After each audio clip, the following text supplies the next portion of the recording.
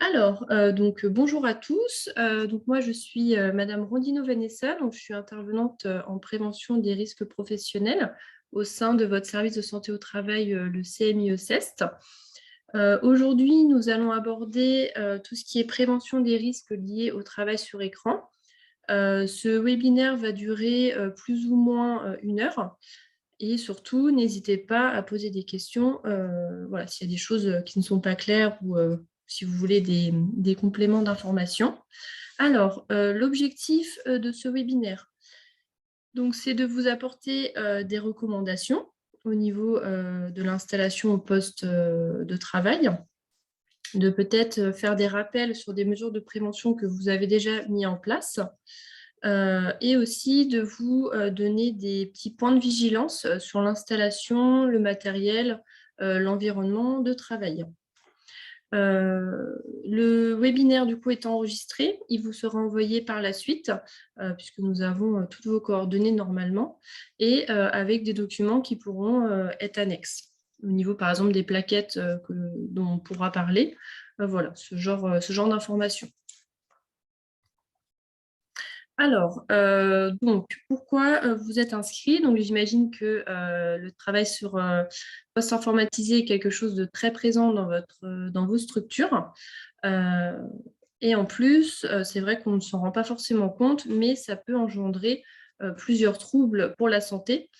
C'est vrai que travailler sur poste informatisé, ça peut paraître quelque chose d'anecdotique, puisqu'on le fait tous, mais finalement, ça peut engendrer pas mal de problématiques. Alors, on va commencer par la fatigue visuelle. Donc, c'est vrai que le fait de travailler sur poste informatisé, ça peut provoquer tout ce qui est maux de tête, des picotements, des éblouissements en fonction justement de l'aménagement des postes de travail. On peut aussi avoir les yeux secs, par exemple, notamment si on porte des lentilles. Le fait de rester trop longtemps sur poste informatisé, ça peut engendrer ce genre de choses. Ensuite, ça peut engendrer tout ce qui est de l'inconfort, des gênes, des douleurs. Donc, on va parler de troubles musculo-squelettiques. Donc, ça peut être des problématiques au niveau de la nuque. Par exemple, si je travaille tout le temps sur un ordinateur portable, je vais avoir une position de ma nuque qui va être penchée. Donc, ça peut engendrer des troubles. Je peux aussi avoir au niveau des épaules des troubles, des poignets, du dos, des lombaires. Enfin, voilà. C'est vrai que le fait de travailler sur un ordinateur, ça peut engendrer ce genre de problématiques. Et ensuite, ça peut aussi engendrer du stress, notamment, je ne sais pas si vous avez mis en place du télétravail, surtout quand il y avait la crise sanitaire, mais c'est vrai que ça peut engendrer du stress, le fait de changer un petit peu les méthodes de travail. Par exemple aussi, si on change de logiciel pour X ou Y raison, ça peut aussi engendrer du stress, le fait de travailler sur un ordinateur. Donc, on va aborder 4 thématiques. Donc, le travail sur ordinateur, les conséquences sur la santé. On va ensuite parler de la conception de l'environnement de travail, ensuite de l'aménagement du poste et en dernier point, l'organisation du travail. Alors, au niveau des conséquences sur la santé, donc on va d'abord aborder tout ce qui est la vision. Donc, je vais vous expliquer un petit peu comment fonctionne la vision pour en fait comprendre que, par exemple, au niveau de l'éclairage, c'est peut-être des choses dont on ne fait pas attention, mais finalement, ça a beaucoup d'impact, hein, puisque la vision a des mécanismes. Donc, elle a 3 principaux mécanismes. Donc, on va voir. Donc, au niveau de l'accommodation, donc en fait, c'est le fait que l'œil transmette une image qui est nette. Donc, par exemple, un appareil photo, quand on va vouloir prendre une photo, l'image ne va pas forcément être nette dès le départ, elle va faire ce qu'on appelle une mise au point. Et ben, l'œil, c'est pareil, il va devoir faire des mises au point pour justement qu'on ne voit pas une image trouble. Et en fait, ça va être le fait, par exemple, si on prend un cas concret avec votre ordinateur, c'est le fait justement qu'il ne faut pas forcément le placer trop loin ou trop près de soi, puisqu'on va avoir des difficultés à avoir une image qui est nette. Ensuite, l'adaptation à la lumière. C'est le fait que l'œil va être sensible à la lumière. Donc, par exemple, si je suis dans un environnement où il y a trop de lumière, mon œil va être beaucoup plus sensible, etc. ou à l'inverse, si je suis dans un environnement qui est moins éclairé, je vais beaucoup solliciter, ma vision. Donc ce qui fait que potentiellement après je peux avoir mal à la tête parce que j'ai beaucoup forcé sur ma vue. Donc c'est pour ça qu'il faut vraiment faire attention à la quantité de lumière qu'on a dans les bureaux. Et ensuite, la convergence, donc c'est le fait qu'on ait 2 globes oculaires, mais finalement qu'on voit qu'une image. Donc le fait, hem, donc c'est le fait qu'on ait qu'une image. Donc ces mécanismes, ils vont être beaucoup sollicités sur un écran. Donc on va voir pourquoi et surtout comment, limiter justement la sursollicitation, de ces mécanismes. Alors, au niveau, donc la fatigue visuelle, donc ça peut être, des troubles oculaires, donc des sensations d'inconfort, des lourdeurs, ça peut être de la sécheresse, le fait d'avoir les yeux qui picotent et cetera. Parce que c'est vrai que quand on travaille sur un poste informatisé, on a tendance à beaucoup moins cligner des yeux. Donc c'est pour ça justement que, par exemple, on peut avoir, ce genre de troubles. Le fait de moins cligner des yeux, typiquement, ça donne beaucoup de sécheresse oculaire et notamment pour les personnes qui portent des lentilles, c'est beaucoup plus accentué. Donc c'est pour ça qu'on verra par la suite que, par exemple, de mettre en place des pauses, ça peut limiter, la sécheresse oculaire, par exemple. Ensuite, on peut avoir des maux de tête. Donc ça, c'est par exemple si je travaille vraiment, 4 heures le matin non-stop sur mon écran, 4 heures non-stop, le soir, possiblement, je peux avoir des maux de tête, puisque finalement, j'ai toujours été très concentrée sur mon écran et forcément, au bout d'un moment, je peux avoir mal à la tête. En plus, si je suis fatiguée déjà, de base et cetera. Voilà, donc c'est pour ça qu'on va voir aussi l'importance des pauses, pour justement éviter, ces maux de tête. Alors les causes, notamment, de ces différents symptômes, donc ça peut être justement le temps de travail sur écran qui est important, notamment un collaborateur qui ne ferait jamais de pause, heu, pourrait développer plus facilement ces symptômes. Le fait que l'écran soit trop proche, par rapport au regard, ça peut aussi engendrer, des symptômes. Par exemple, voilà, si j'ai l'écran, qui est très éclairé en plus, forcément je peux avoir, voilà, une sensation d'inconfort et cetera, puisque forcément je sursollicite, les mécanismes de la vision. Le fait, par exemple, aussi d'avoir des mauvais éclairages, donc la luminosité qui est très importante ou alors, au contraire, la luminosité de l'écran qui est très basse, donc forcément, je vais beaucoup plus, solliciter ma vue, donc possiblement avoir des maux de tête. Le fait qu'il y ait, par exemple, des tailles de caractères qui vont être tout petits, alors que finalement, je vais travailler, beaucoup, par exemple, sur des chiffres, je vais avoir besoin de bien voir. Le fait qu'il y ait des reflets aussi, donc ça on le verra, donc ça c'est par exemple si je suis, face à la fenêtre, dos à la fenêtre pardon, je vais avoir des reflets sur mon écran, chose qui peut aussi me créer de l'inconfort. Alors, pour, vous donner quelques petites astuces, quelques petites recommandations pour limiter justement, heu les symptômes au niveau de la vision. Donc, ça, c'est vraiment dans le cas où, où je travaille juste avec un écran.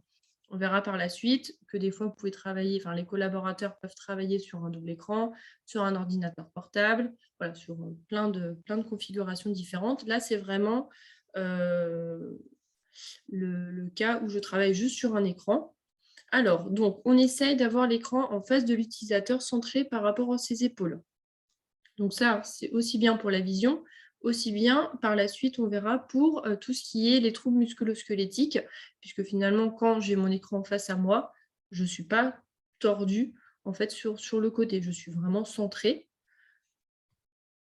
Ensuite, au niveau, de la hauteur de l'écran, donc on essaye de mettre le haut de l'écran au niveau de la ligne du regard. Donc ça, c'est pareil, ça va être aussi bien pour la vision que pour limiter les troubles, au niveau notamment des cervicales. Ensuite, on essaie dans la mesure du possible, quand, il y a des fenêtres, dans les bureaux, de mettre, les bureaux perpendiculairement aux fenêtres. Puisque finalement, si je suis, face à la fenêtre, je risque d'être éblouie au niveau du soleil. Par contre, si au contraire, j'ai la fenêtre d'eau à moi, je vais avoir des reflets au niveau de mon écran. Et pareil, je vais beaucoup solliciter les mécanismes de la vision. Et en plus, je risque de positionner différemment mon poste de travail. Peut-être que du coup, je vais mettre mon poste de travail enfin mon poste de travail, mon écran sur le côté, justement pour éviter, par exemple, d'avoir les reflets. Donc, du coup, j'aurai des problématiques au niveau de la vision et en plus, des troubles musculo-squelettiques. Ensuite, on évite d'avoir des sources lumineuses directement dans le champ visuel. Donc, ce que j'ai dit, on évite d'avoir finalement la fenêtre face à soi ou alors aussi directement, on verra par la suite, mais directement la dalle lumineuse directement en fait sur le collaborateur. Ensuite, on essaie de respecter une distance entre l'utilisateur et l'écran de 70 cm, 50 cm. 50 cm, c'est si vraiment j'ai un petit écran et si j'ai un gros écran, enfin un écran d'une taille plus importante, 70 cm, je peux le mettre un petit peu plus loin parce que s'il est proche de moi, je vais être un petit peu agressée et au contraire, si j'ai un petit écran mais que je le mets à 70 cm, forcément, je vais beaucoup plus accentuer sur ma vision que s'il est plus proche. Et en plus, je vais avoir tendance à me pencher en avant. Donc, pour se donner un petit peu une idée, c'est à peu près la longueur d'un bras. Donc, gardez bien en tête cette illustration au niveau de l'implantation du poste de travail. Donc, ça, c'est vraiment dans le cas où je travaille que sur un écran seul. Après, tout ce qui est l'implantation perpendiculaire aux fenêtres, etc., ça, c'est dans le cas de n'importe quel travail, que ce soit sur double écran, sur ordinateur portable.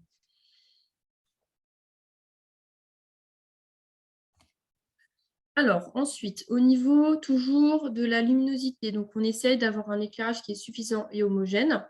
Dans le sens homogène, c'est par exemple, on évite d'avoir dans le même espace de travail de la lumière blanche et de la lumière jaune, puisque ça va encore solliciter les mécanismes de la vision pour vraiment que ce soit homogène, pour éviter d'avoir les troubles qu'on a vus juste avant.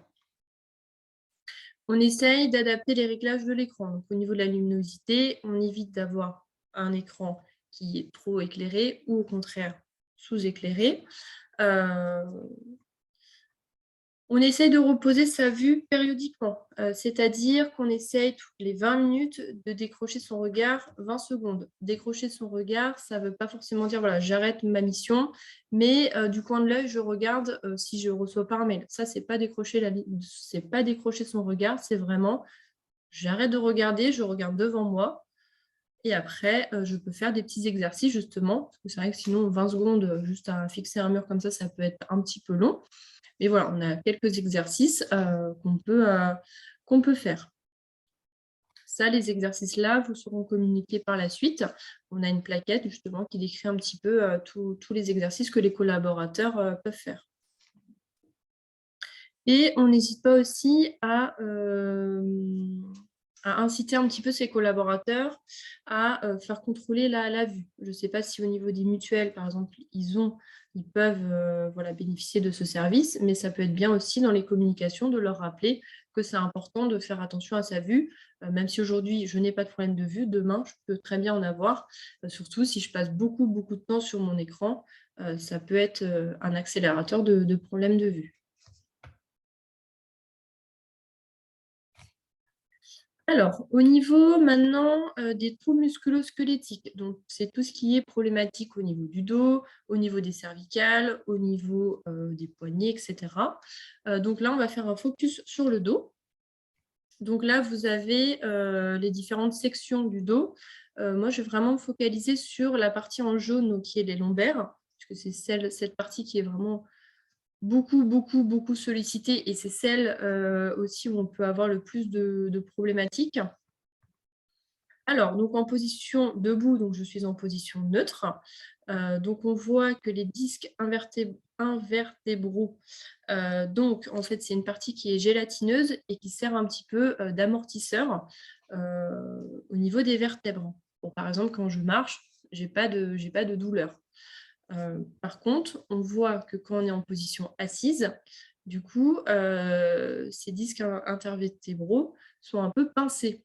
Et donc, du coup, c'est pour ça qu'on va regarder, enfin, que je vais vous donner des recommandations pour éviter justement d'accentuer ce pincement et pour être dans la position la plus neutre, celle qui ressemble plus à la position debout au niveau des lombaires.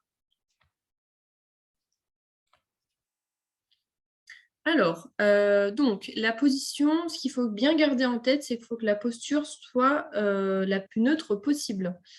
Puisque si elle est dans la position la plus neutre possible, normalement, je vais moins développer de troubles musculo-squelettiques. Par contre, si j'en suis dans des mauvaises postures, je peux possiblement développer des troubles musculo-squelettiques. Alors, donc, on reprend l'illustration de tout à l'heure. Donc, en premier lieu, au niveau du dos, il faut vraiment que le dos il soit vraiment soutenu du bas des lombaires, vraiment au haut des épaules. Parce que c'est vrai que souvent en entreprise, il peut arriver qu'on voit des sièges qui arrivent au niveau, par exemple, en bas des omoplates, par exemple, ou au milieu du dos. Ça peut, voilà, il faut vraiment que le dos soit soutenu du début à la fin pour justement éviter une sursollicitation du dos. Et surtout, il faut faire attention d'avoir bien un maintien au niveau des lombaires, puisqu'on a dit que c'était vraiment là où on pouvait développer le plus de problématiques. Ensuite, au niveau des cuisses, on essaye vraiment qu'elles reposent bien à plat sur l'assise et on essaye, dans la mesure du possible, en fait, d'avoir entre la cuisse et l'assise à peu près 2 doigts. En fait, c'est typiquement en fait, pour éviter d'entraver la bonne circulation sanguine. Puisqu'en fait, si ma cuisse est vraiment pincée au niveau de l'assise, possiblement, il va y avoir une mauvaise circulation sanguine. Après, voilà, ça dépend aussi des sièges. Il y en a qui sont réglables à ce niveau-là, il y en a qui ne sont pas réglables. Donc après, voilà, c'est vraiment essayer d'ajuster. Et puis c'est pareil, il y a des personnes qui peuvent être de plus grande taille, donc eux ne vont pas forcément avoir ce petit pincement. Mais par contre, des personnes de plus petite taille, elles risquent d'avoir ce pincement. Ensuite, donc, le bord de l'écran dans la ligne du regard, ça, c'est fait finalement pour, si vous avez l'écran qui est trop haut, finalement, vous allez beaucoup lever la tête, donc accentuer les contraintes au niveau des cervicales. Et si vous avez l'écran bas, finalement, votre nuque va être penchée en avant. Et du coup, ça va aussi vous accentuer les contraintes. Ça, c'est typiquement le cas quand on travaille sur un ordinateur portable. On peut avoir justement les comment dire? Justement, on peut avoir des troubles au niveau des cervicales puisque l'ordinateur est bas. Alors, donc j'ai une question. Bonjour, je n'ai pas compris cette histoire des 2 doigts. 2 doigts entre quoi et quoi? Alors, en fait, c'est quand vous asseyez, vous prenez le derrière de votre cuisse, vous mettez 2 doigts et il faut qu'en fait, le bord de l'assise et le derrière de votre cuisse, vous puissiez passer 2 doigts. Si vous ne passez pas 2 doigts, ça veut dire que finalement, votre cuisse, elle est vraiment collée finalement à l'assise, ce qui peut engendrer une perturbation au niveau de la circulation sanguine. Et ça, c'est notamment pour les personnes de plus petite taille où ça peut le faire. Je ne sais pas si j'ai répondu à la question.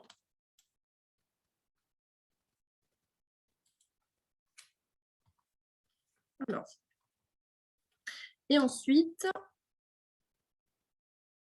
alors, vous n'avez toujours pas compris. Donc, si vous voulez, je vous ferai vraiment un petit récapitulatif à la fin où je vous donnerai plus d'illustrations. Parce que c'est vrai que là, c'est compliqué de vraiment bien illustrer. Mais je vous ferai vraiment un petit mail où je vous détaillerai ce point. Si d'autres personnes n'ont pas forcément compris, je pourrais aussi le détailler et vous donner vraiment une illustration de ce que je suis en train de dire.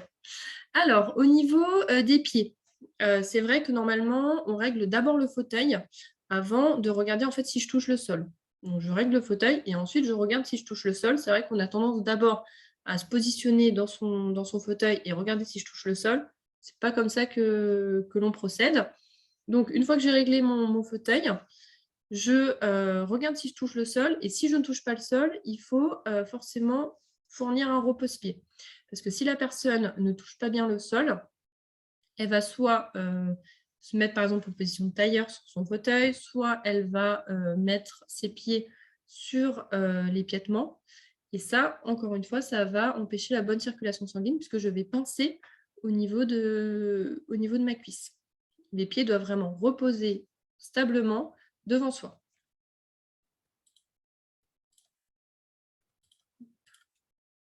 Et ensuite, au niveau des coudes, alors, le fait d'avoir des fauteuils avec accoudoir, ce n'est pas forcément obligatoire, c'est recommandé. Seulement, si vous fournissez des fauteuils avec des accoudoirs, il faut forcément qu'ils soient réglables en hauteur. Puisque s'ils ne sont pas réglables en hauteur, on risque de mal régler son fauteuil. Puisque finalement, on va être embêté par l'accoudoir qui bute dans le bureau et on va avoir tendance à baisser son fauteuil. Or, le but d'avoir ce genre d'équipement, c'est justement de permettre des bonnes postures et pas d'entraver une bonne posture. Donc vraiment, si vous avez des accoudoirs, il faut qu'ils soient réglables.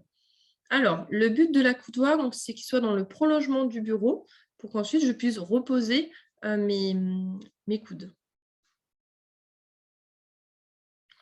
Ensuite, je ne sais pas si vous avez des salariés qui font du télétravail.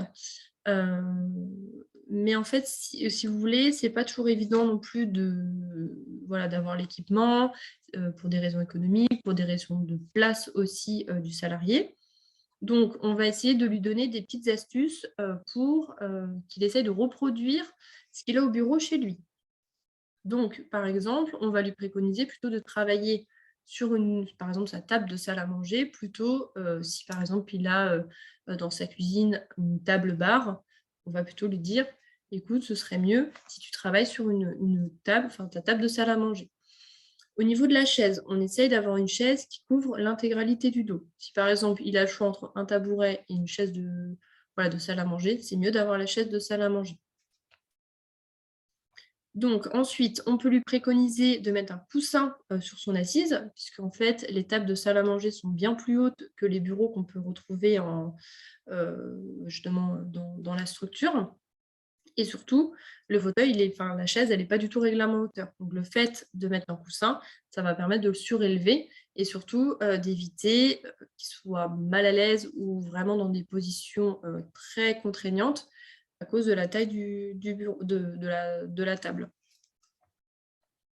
Ensuite, on peut lui dire de soit mettre un coussin, soit de mettre une serviette roulée, en fait, qu'on va positionner au niveau du bas du dos, en fait, pour faire un soutien au niveau des lombaires. Une chaise de salle à manger ne soutient pas du tout les lombaires. Ensuite, il risque de ne pas forcément toucher au sol, surtout si on met un coussin au niveau de son assise. Donc, ce qu'on peut faire, c'est de soit mettre des livres, soit mettre une boîte à chaussures en fait, sous ses pieds, pour justement qu'il soit bien stable et qu'il évite de se mettre dans des positions très inconfortables. Là, sur les illustrations, ce qu'on voit, donc, on voit un ordinateur portable et on voit un rehausseur. Donc ça, le rehausseur, ça permet justement de limiter les contraintes au niveau des cervicales, puisque je vais réaugmenter la hauteur en fait, de mon écran, et justement pour que le haut de l'écran soit un petit peu plus dans la ligne de mon regard. Si vous préconisez, enfin si vous donnez en fait ce matériel, il faut forcément que vous fournissiez aussi un clavier et une souris déportée. Puisque si vous ne le faites pas, finalement, déjà, le salarié va être très inconfortable pour manipuler son clavier et sa souris. Et en plus, ça va lui donner vraiment des difficultés au niveau de ses poignets, puisqu'ils vont vraiment être cassés. Et là, pour le coup, on n'est plus du tout dans une position neutre. Donc, c'est vraiment à bien garder en tête. Je fournis un rehausseur, je fournis forcément une souris et un clavier.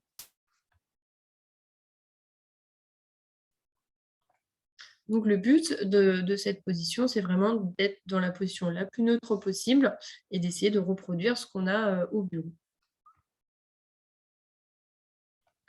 Ensuite, donc il faut vraiment que le salarié, il essaye de se lever au moins une fois par heure. Après, ça ne veut pas non plus dire qu'il va rester 10 minutes debout, mais c'est vraiment je me lève, ensuite je peux me rasseoir. Après, si vous avez un système de bascule sur vos fauteuils, ça peut aussi lui permettre de changer un petit peu la position. Ensuite, donc, on évite d'entraver la circulation sanguine. Donc, comme je l'ai dit, on évite tout ce qui est croisement de jambes, on évite tout ce qui est position de tailleur, on évite tout ce qui est mettre les pieds sur l'épiètement.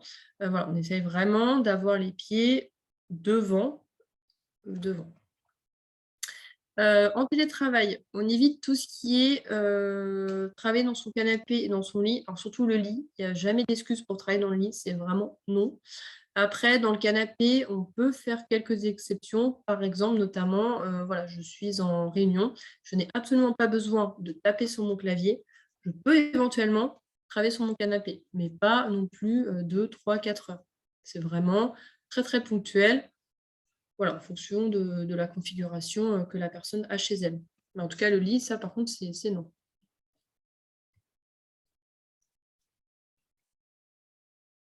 Alors, au niveau de ces équipements, c'est vrai qu'en entreprise, on a souvent la question de savoir si c'est bien ou si c'est pas bien. Donc, ce qu'on a à gauche, donc ça s'appelle un appui-genou. Et du coup, ce qu'on a à droite, donc c'est le ballon de gym. Alors, ces équipements sont de base des équipements qui sont médicaux. Donc, ça veut dire que normalement, ce n'est pas préconisé pour tout le monde. C'est vraiment dans des cas spécifiques. Donc, l'appui-genou, comme on peut le voir, c'est vraiment pas un équipement où on est dans une position neutre, puisque là, vraiment, on pince la circulation sanguine, puisque nos pieds se retrouvent derrière. Or, on a dit qu'il faut que les pieds se retrouvent devant, et en plus, on met un point de pression au niveau des genoux. Donc ça, c'est vraiment dans le cas de personnes qui en ont vraiment besoin, et c'est pas du tout quelque chose à développer pour tous les collaborateurs. Au niveau du ballon de gym, ça peut être intéressant, mais pas en journée continue. Ça ne doit absolument pas remplacer le fauteuil. C'est vraiment, par exemple, 30 minutes dans la journée, ça c'est possible. Alors, c'est pas préconisé en continu, puisque déjà, ça ne soutient pas le dos. Le fait de soutenir le dos, c'est parce que le collaborateur va gainer. Donc déjà, tout le monde n'est pas forcément sportif et tout le monde ne sait pas forcément gainer voilà, son corps. Donc, c'est vraiment très, très ponctuel à utiliser. Et en plus, si je l'utilise vraiment trop longtemps, je vais avoir du mal à gainer aussi en continu. Et en plus, je risque de tomber de mon ballon. Donc, c'est vraiment pas l'idéal. Donc ça, c'est vraiment très ponctuel que vous pouvez le mettre en place. Mais ça ne doit pas du tout remplacer le fauteuil. Ensuite, donc, comme on a vu pour la vision, pour les troubles musculo-squelettiques, on a aussi des petits étirements. Donc ça, c'est pareil, la plaquette vous sera communiquée. Donc ça peut être, le salarié peut très bien le faire avant d'arriver à son poste. Par exemple, des salariés qui pourraient arriver en avance, voilà, pourraient faire des petits étirements. Ça peut être aussi pendant les pauses, ça peut être après son travail. Voilà, le but, bon, c'est pas de faire non plus tous les exercices tous les jours, etc. Mais c'est d'en faire un ou deux, voilà, parce que j'y pense et en plus, ça prend vraiment pas de temps. Donc voilà, ça peut être bien, notamment si en plus le collaborateur n'est pas forcément sportif. Ça peut vraiment aider à limiter l'apparition de troubles musculo-squelettiques. Donc après, on garde bien en tête les pauses. Aussi, c'est vrai que c'est notamment vrai en télétravail, les personnes ont tendance à moins bien s'hydrater. Donc c'est peut-être aussi leur refaire une petite communication si possible, quand vous parlez du télétravail sur, voilà, bien s'hydrater. Voilà, se lever, ça peut être juste aller chercher un verre d'eau et après revenir, hein. Donc voilà, ça peut être intéressant, surtout en télétravail, vu qu'on est quand même généralement moins bien installé qu'au bureau, c'est quand même très important de faire les pauses. Alors, ensuite, on va voir donc la conception de l'environnement de travail.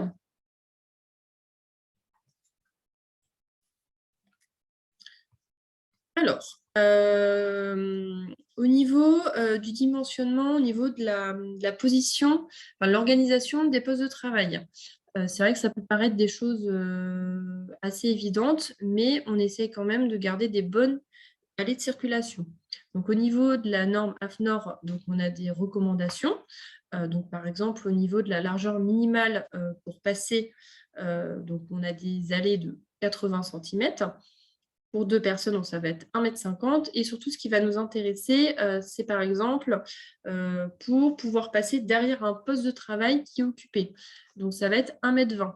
Pourquoi 1,20 m au lieu de 80 centimètres? Typiquement, si par exemple, je peux être amenée à reculer mon siège, il ne faudrait pas que je percute la personne qui est en train de passer juste derrière moi. Donc c'est pour ça qu'on préconise 1,20 m. Au niveau des bureaux collectifs, ce qu'on préconise, c'est d'avoir 15 mètres carrés par personne, notamment, surtout quand il y a des communications, qui peuvent être téléphoniques ou vraiment c'est dans un environnement où les collaborateurs ont vraiment besoin voilà, de beaucoup échanger.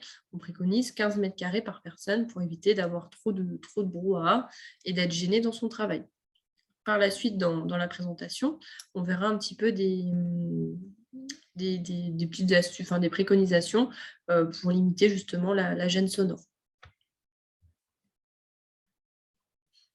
Alors, au niveau de l'éclairage, donc on a vu donc, quelques petites préconisations. Là, on va voir que au niveau de l'éclairage, donc on essaye vraiment de privilégier des bureaux où il y a des fenêtres.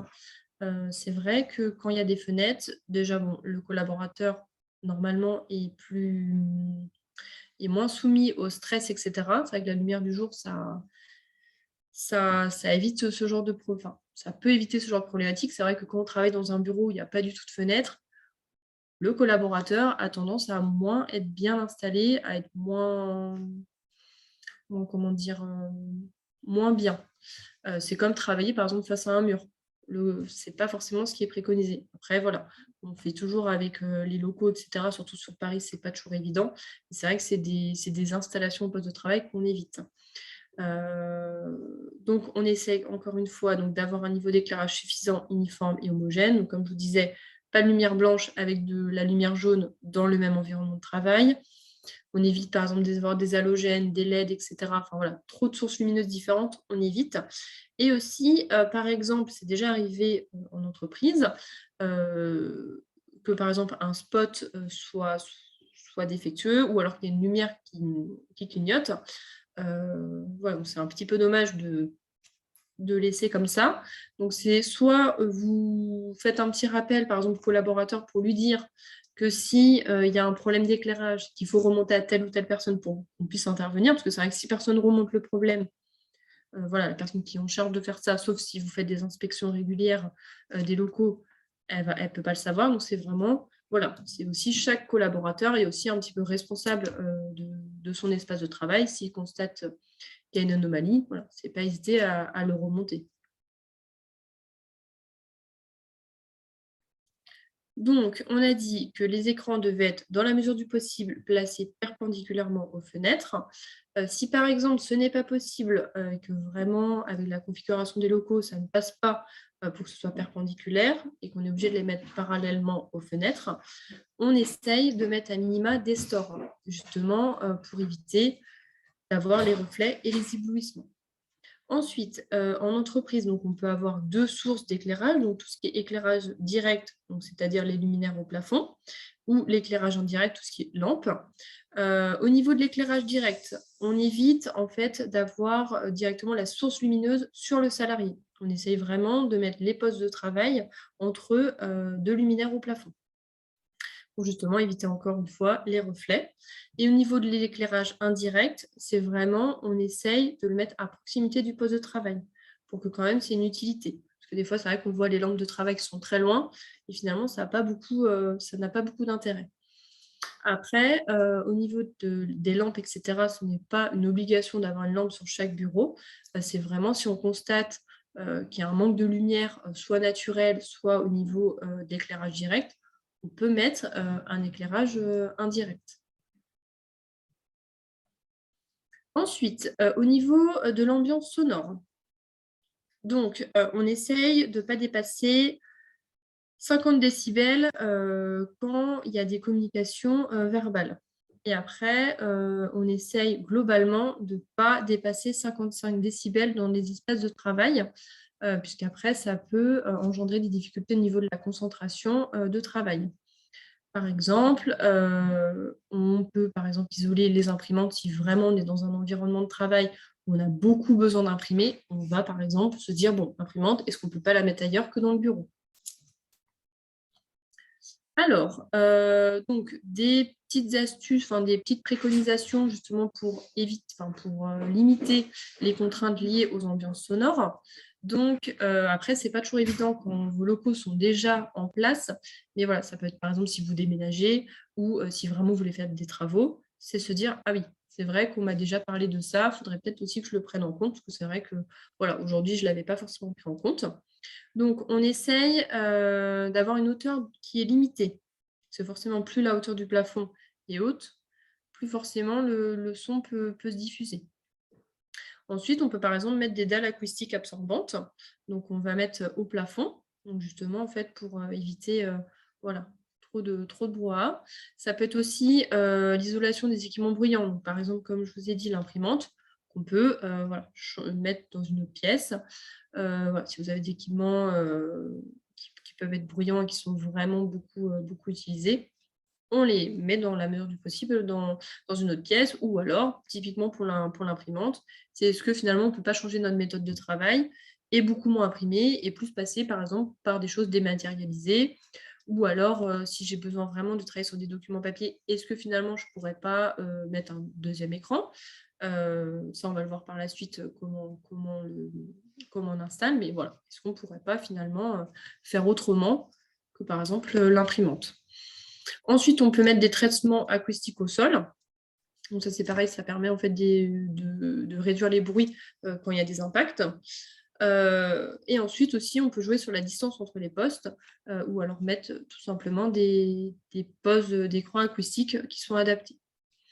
Voilà. Après, sachez que pour ces problématiques-là, on a un métrologue qui peut vous accompagner, voilà, sur, si vous avez des problématiques de bruit. Il peut très bien vous accompagner pour essayer justement de réduire ces contraintes. Ensuite, donc voilà, donc c'est ce que je disais, donc on a tout un panel de personnes qui peuvent, vous accompagner. Donc au niveau de l'ergonomie, donc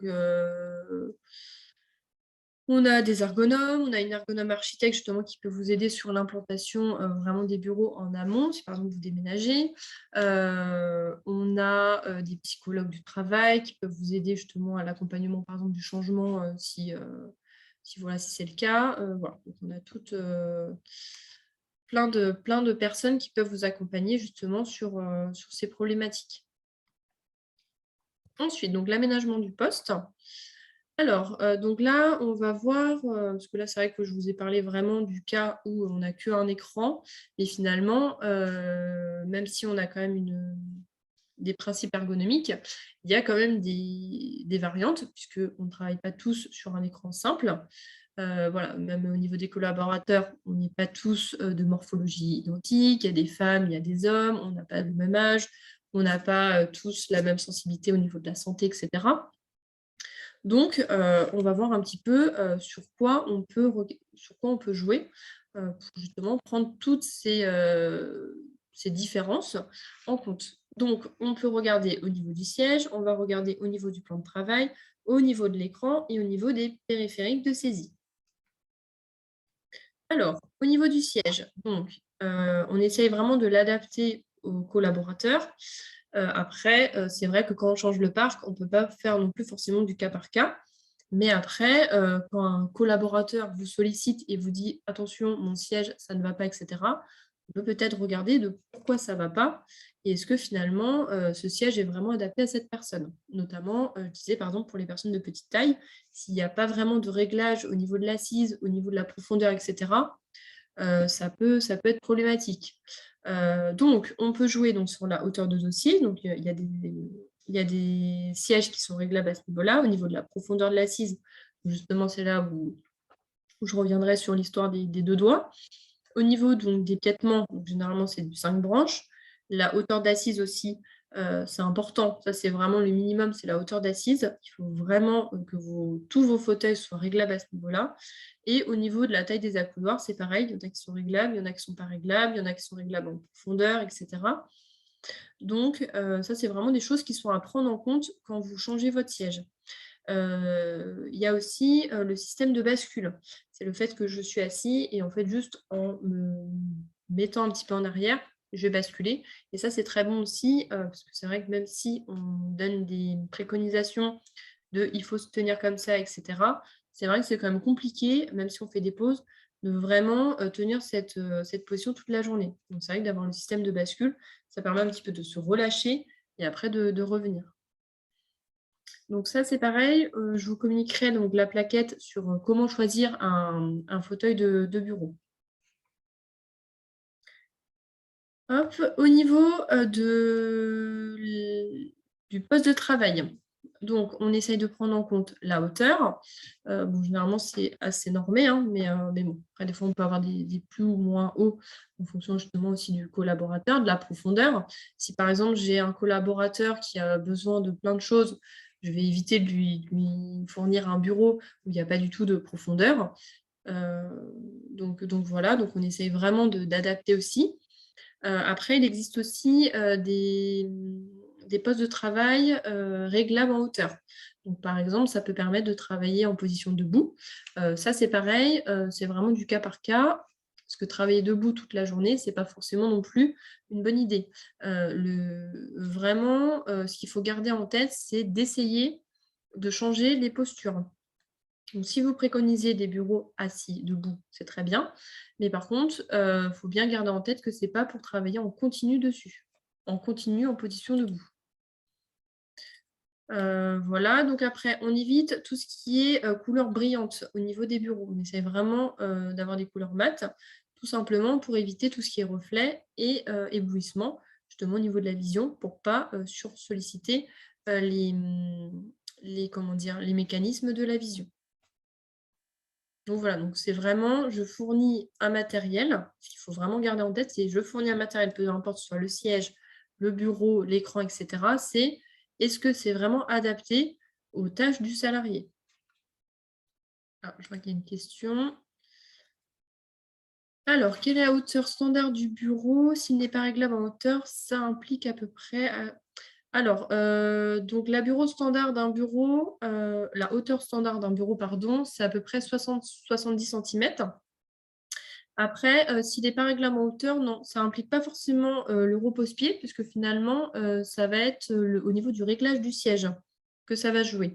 C'est, donc après c'est pareil, je vous donnerai les plaquettes, pour vous expliquer un petit peu comment on règle un siège, mais ça ne veut pas du tout dire, qu'il y aura forcément besoin d'un repose-pied puisque ça finalement, ça va être dû, à la hauteur finalement du collaborateur. Alors non, justement, c'est ce que je disais. Donc, la question c'est oui, mais si on règle le siège de manière à poser les pieds par terre, les coudes ne sont pas au niveau du bureau. Alors, en fait, on ne règle pas le siège, de manière être à ce que les pieds reposent au sol. C'est finalement, pour, régler son siège, donc c'est je me mets devant mon siège, je regarde au niveau du creux de mes genoux et finalement, je regarde au niveau de l'assise et il faut que l'assise soit au niveau de mon creux de genou et c'est là où je vais m'asseoir et c'est là où finalement je vais regarder si je touche le sol. C'est pas je m'assois, je regarde si je touche le sol. Non, c'est d'abord je règle d'abord le siège en fonction de ma taille et ensuite je regarde si je touche le sol. Donc non, c'est pas forcément lié. Justement, en fait, s'il y a une taille standard, c'est justement pour éviter, c'est pour justement que la majorité des personnes, puissent s'installer sans problématique.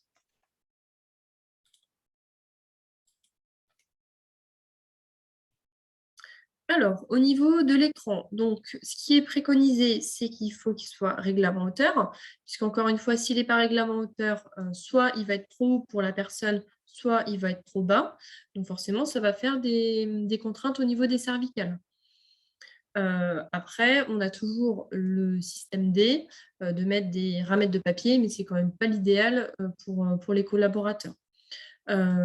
Ensuite, il peut être orientable et inclinable. Alors orientable, ça c'est pratique si par exemple vous avez des collaborateurs, qui travaillent avec du public. puisque ça, c'est vraiment quelque chose qu'on peut constater quand les collaborateurs travaillent avec du public. Ils ont tendance à mettre leur écran forcément sur le côté pour pouvoir parler avec la personne. Mais ce qui est dommage, c'est que même quand ils ne reçoivent pas de clients ou de public, leur écran reste sur le côté. Donc le fait d'avoir un écran qui est, orientable, ça permet finalement, de remettre l'écran devant soi quand on n'a personne. Donc voilà, c'est toujours adapté au travail. Donc pareil, on essaie d'avoir des dalles mates, puisque pareil, pour éviter tout ce qui est, éblouissement, reflets et cetera. Au niveau de la taille, si, par exemple, si je travaille beaucoup avec du Excel, c'est peut-être mieux d'avoir un écran de taille importante. Si par exemple, je travaille sur, plus de la lecture, plus, voilà, sur des choses où finalement j'ai pas besoin d'avoir un gros écran, on peut peut-être rester sur un écran plus petit. Mais c'est vraiment, j'adapte le matériel que je fournis au travail. Alors, au niveau de l'écran, donc on privilégie un affichage sur fond clair, puisque ça permet de c'est moins fatigant et il y aura possiblement moins de reflets. C'est vrai que si on a des fonds noirs, tout de suite ça va refléter. Donc on essaye, d'avoir une bonne résolution de l'image. Par exemple, si je constate que, mon écran est vieillissant et que ça commence un petit peu à sauter, voilà, le collaborateur pourra, essayer de voir pour avoir un autre matériel. Donc encore une fois, on essaye, d'ajuster la taille des caractères, mais ça c'est vraiment le collaborateur qui peut le faire. Mais ça, c'est dans une communication, vous pouvez, très bien lui rappeler ça. Parce que c'est vrai que souvent quand on travaille, on ne se rend plus compte des choses, surtout si on n'a pas forcément de problématique. Mais voilà, le but c'est d'agir en amont de la problématique. Parce qu'une fois qu'on a les problématiques, c'est compliqué en fait de revenir en arrière. Alors, par exemple, pour les salariés qui ont des verres progressifs, donc c'est vrai qu'on a dit que normalement, le haut de l'écran devait être au niveau de la ligne du regard. Mais, quand on a des verres progressifs, on ne peut pas, être dans cette configuration-là. Donc le but, c'est d'abaisser l'écran, finalement, heu et en plus de l'incliner. Si on n'incline pas l'écran, la personne va vraiment être embêtée.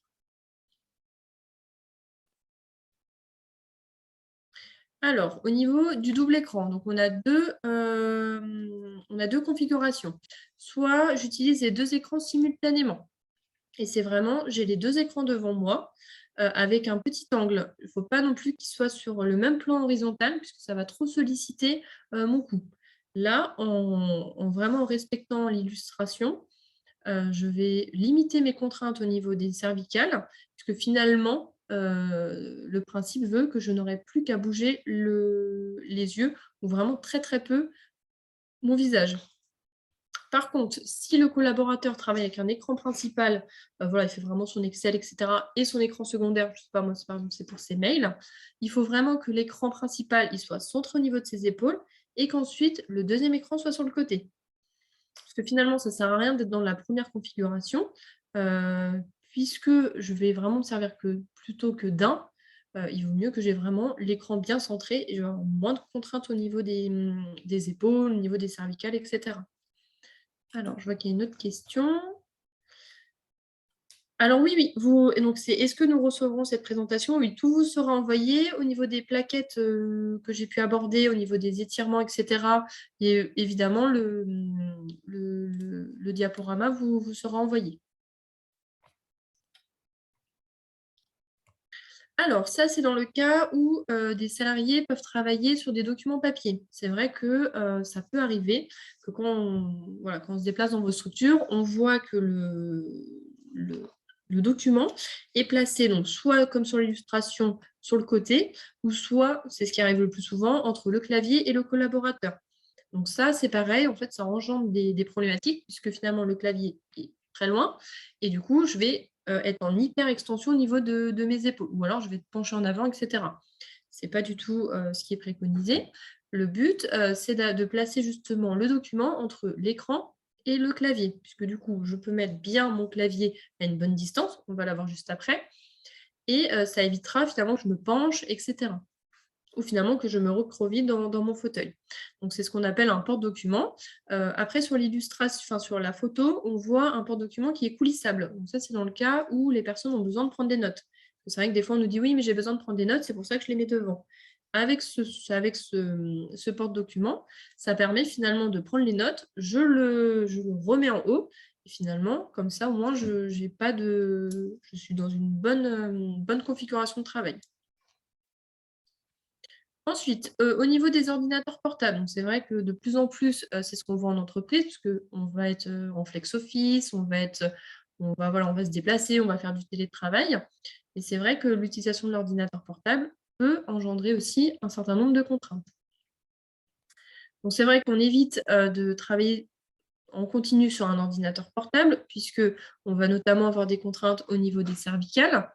Donc, ce qu'on peut faire, donc, c'est soit, fournir un écran fixe, donc ce qu'on appelle un écran déporté pour éviter de travailler directement sur l'ordinateur portable ou soit, ce qu'on a vu tout à l'heure, le réhausseur. Mais avec le réhausseur, toujours garder en tête clavier et souris déportés. Après au niveau des réhausseurs, c'est mieux d'avoir un réhausseur réglable, parce que des fois on a des réhausseurs qui ne sont pas du tout réglables. Du coup, au niveau de la hauteur, bon, c'est toujours mieux que rien, mais bon, quitte à en fournir un, autant en fournir un, qui est réglable.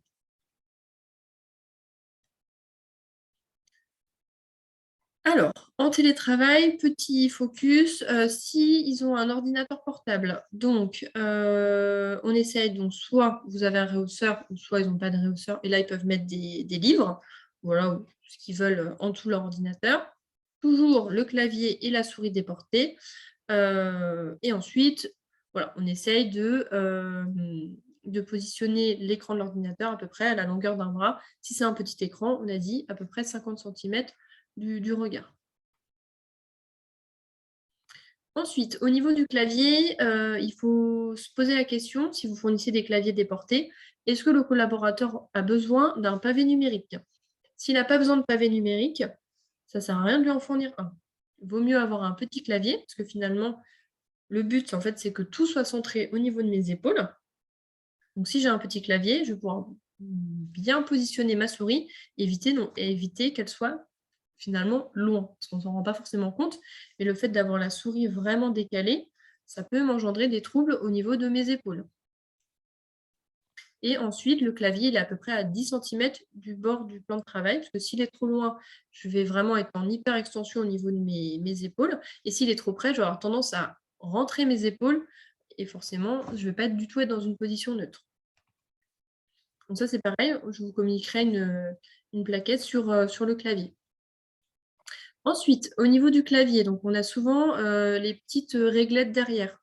Ça, c'est une fausse bonne idée, il faut les enlever. Parce que quand on a les réglettes, finalement, vous voyez sur le schéma, on est beaucoup moins en position neutre. Tandis que quand on les a, enfin quand on les enlève, on est vraiment dans la position neutre, on est vraiment à plat. Au niveau, de la souris, donc il en existe beaucoup. Ce qu'il faut garder en tête, c'est qu'il y a pas forcément besoin de fournir des souris ergonomiques, c'est-à-dire verticales et cetera, à tous les collaborateurs. C'est plus des recommandations qui sont individuelles. La seule chose qu'il faut garder en tête, c'est au niveau de la souris, on évite par exemple, de fournir des souris trop petites. Si le salarié, par exemple, a des grosses mains et cetera, ça va pas du tout être adapté pour lui. C'est vraiment on essaye d'avoir des souris quand même de taille, un minimum importante. Des micro-souris, ça, c'est pas forcément très adapté à la majorité des collaborateurs. Et on essaye aussi, du coup, d'avoir la souris dans le prolongement, de l'épaule et pas non plus très, très loin, parce que finalement, je vais déplacer mon épaule et je vais plus du tout être dans une position neutre. Donc ça, c'est pareil, on aura une plaquette à vous communiquer sur le choix de la souris. Et ensuite, au niveau de l'organisation du travail, bon, c'est vrai que des fois, ça peut arriver, on va en entreprise et on voit que bon, le bureau est très, très encombré. Donc, ce qu'on essaye de dire, c'est que tout ce qui est dans la zone verte claire, donc la plus proche, c'est vraiment des choses dont j'ai besoin tout le temps. Ensuite, la zone plus loin, donc c'est vraiment tout ce qui est occasionnel. Donc, c'est par exemple, je réponds de temps en temps au téléphone, mais j'en ai pas besoin tous les jours, enfin tout le temps. Il n'y a pas besoin non plus qu'il soit trop près.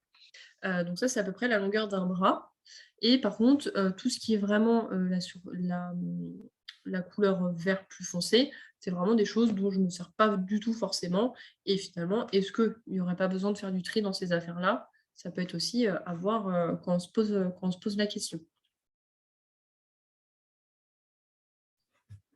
Ensuite, au niveau, du téléphone, donc si vous avez des collaborateurs qui travaillent beaucoup par téléphone, ça peut être l'occasion de se poser la question: «Est-ce que je fournirais pas, un casque auditif, enfin un casque micro-auditif?» Puisque finalement on voit sur la photo, la personne coince en fait le combiné entre son épaule et son oreille, puisqu'elle a besoin en fait de noter des choses. Donc ça, c'est vraiment pas idéal au niveau des épaules, au niveau, des cervicales. Donc on essaye de se dire: «Bon, est-ce qu'on pourrait pas mettre ça en place?» Après, il existe pareil une multitude, de casques micro-auditifs, mais c'est vraiment si le collaborateur a besoin de noter des choses, il faut forcément trouver une solution, à cette problématique parce que c'est vraiment très, très, très contraignant. Donc ce qu'on disait, travailler toute la journée sur l'écran, c'est pas forcément recommandé, donc on essaye, d'alterner les tâches. Si par exemple, la personne elle a aussi des tâches administratives, par exemple, je sais pas moi, elle fait le courrier, voilà, de vraiment essayer d'alterner les tâches. On essaye de changer du coup de position. Si par exemple on a du coup les bureaux assis debout, est-ce que du coup on pourrait pas se dire: «Bon, je travaille un petit peu assis, un petit peu debout et cetera, j'alterne». Le système de bascule aussi, ça permet d'alterner les tâches. Si le collaborateur se rend compte que bon, il n'arrive pas du tout à tenir sa posture, soit parce qu'il est sur un dossier compliqué, soit parce que, il est fatigué et cetera, il se lève, il se rassoit et là, du coup, ça permet un petit peu de casser la mauvaise posture. C'est vrai que des fois, on a tendance à vouloir se remettre et se remettre, et rien que le simple fait de se mettre debout, de se rasseoir, on va normalement se remettre dans une bonne posture. Ensuite, au niveau des pauses, donc c'est 5 minutes toutes les heures si vraiment j'ai une tâche qui est intensive. Donc ça, c'est après, c'est à vous comment dire, de déterminer ce qui est vraiment la tâche intensive et 15 minutes toutes les 2 heures si la tâche, elle l'est moins. Voilà, donc pendant les pauses, on a dit soit on peut faire les étirements, soit bon, on ne fait pas du tout d'étirements et vraiment on décroche du travail et surtout aussi penser à s'hydrater parce que le manque d'hydratation, forcément, ça peut engendrer des troubles aussi. Alors, on accompagne vraiment le salarié dans l'organisation de son poste de travail. On essaye de l'écouter, voilà, dans la mesure du possible. Voilà, on lui rappelle tout ce qui est contrainte et cetera. Donc par exemple, vous pourrez lui donner les plaquettes, qu'on va vous communiquer, justement sur, les rappels, voilà, ce qu'on s'est dit, plutôt que de leur envoyer directement le PowerPoint, autant, leur donner la petite plaquette, comme ça ce sera beaucoup plus facile voilà, de lecture. Alors, au niveau du télétravail, donc, pour les personnes qui en font, donc c'est vraiment, leur rappeler les règles de sécurité de base. Donc au niveau, par exemple, des branchements électriques, voilà, leur rappeler que, OK, ils sont à la maison, mais par exemple, si on peut éviter de brancher une multiprise sur une multiprise, c'est quand même l'idéal. On ess ils qu'ils gardent en tête qu'ils essayent d'aménager vraiment physiquement leur espace. Heu Pareil, dans la mesure du possible, qu'ils évitent par exemple de, travailler dans le même endroit où ils mangent. Après voilà, c'est pas toujours possible, mais en tout cas, c'est vraiment qu'ils gardent ça en tête. En fait, c'est typiquement, en fait, pour faire vraiment une différence entre vie privée, vie professionnelle. Donc on leur rappelle les bonnes postures, voilà, les bonnes pratiques et cetera. On essaie dans la mesure du possible, par exemple, d'adapter, les horaires. Voilà, donc c'est vrai que le télétravail permet une flexibilité, donc ça peut être une réflexion, à avoir. Si vous avez, des problématiques au niveau de la déconnexion, donc ça peut être aussi des piqûres de rappel, de leur dire, voilà, que les horaires, c'est les horaires, on n'a pas c'est pas parce qu'on est chez soi qu'on doit faire des horaires à rallonge. C'est pas parce qu'on est chez soi que, on doit toujours être connecté et cetera. La pause du midi, on la respecte et cetera. Donc, je ne sais pas si vous avez mis des chartes de déconnexion. Ça peut être des choses, à mettre en place, au niveau des salariés. Voilà et après modalité de prise de contact, donc est-ce qu'on fait des conférences téléphoniques, plutôt vidéo? Voilà, maintenir le lien aussi parce que possiblement vous avez des salariés qui sont beaucoup en télétravail, donc c'est vraiment maintenir aussi le lien, avec, l'entreprise, voilà, faire des réunions, régulières. Voilà, donc j'ai été un petit peu plus vite sur la fin pour respecter voilà, l'horaire. Donc je ne sais pas si vous avez des questions, n'hésitez pas. Donc j'ai bien noté la question sur, l'assise, où je vais vraiment faire un focus, du coup dans le retour. Mais c'est vrai que voilà, à distance, c'est toujours compliqué de vraiment d'expliquer ce genre de choses puisque, voilà, je ne peux pas vous l'illustrer, comme ça. Voilà, donc n'hésitez pas si vous avez des questions, à me les voilà, je peux y répondre.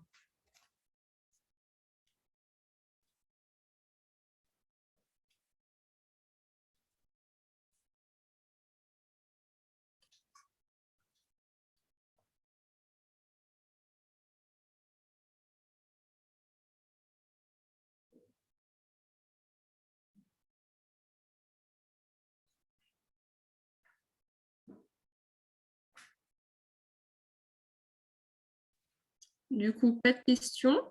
Alors donc, pour rappel, donc tout vous sera envoyé, donc la présentation, les différentes plaquettes qu'on a pu aborder, pendant la présentation et surtout, n'hésitez pas, voilà, si vous avez des questions, si vous avez besoin de compléments d'informations, à revenir vers nous, voilà, auprès de vos équipes si vous avez, quelqu'un d'identifié ou, voilà, ou même, à mon niveau, il y a pas de souci, on est là pour, voilà, vous accompagner et donc voilà. Bon et bien, je vous souhaite une, bonne journée et n'hésitez pas en tout cas à revenir vers nous. Au revoir.